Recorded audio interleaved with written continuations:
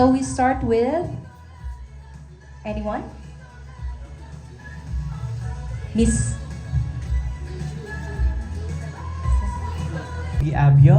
I am a student intern in a Philippine agency information. So Queen Trixie, we are so blessed and we're so happy for representing our beloved Iligan City. So here is my question. As you prepare to bring Iligan City and Philippines to the international stage, what is the most important message about Mindanao resilience and beauty that you cannot wait to share with the world?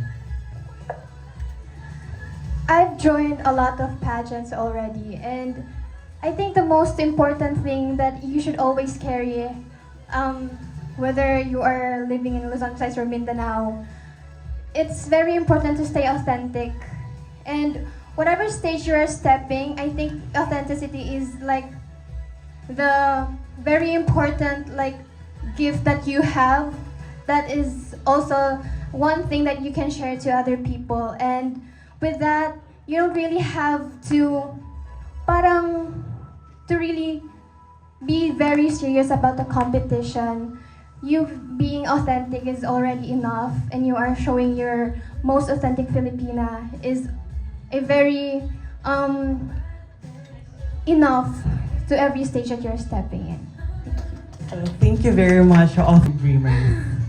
A lot. Actually, Miss Universe Philippines, my journey there is very hard, but at the same time, there's a lot of lesson. I went to that stage not fully knowing what's going to happen. I am very clueless.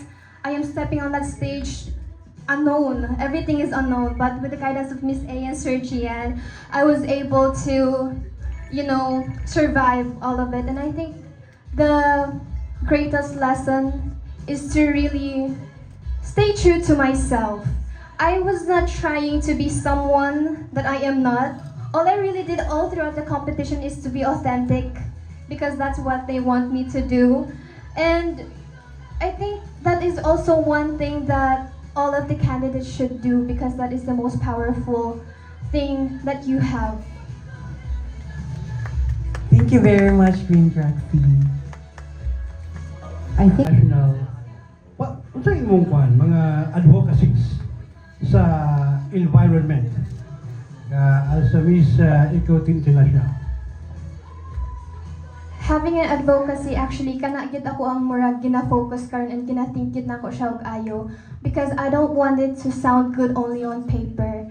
But one thing that is really close to my heart is that environmental problems should be open and approachable to the youth because sa ako ang ma-observe, every time we have a problem or we talk about environmental problems, the youth become disconnected because they feel that it is a job for a big organization or leaders.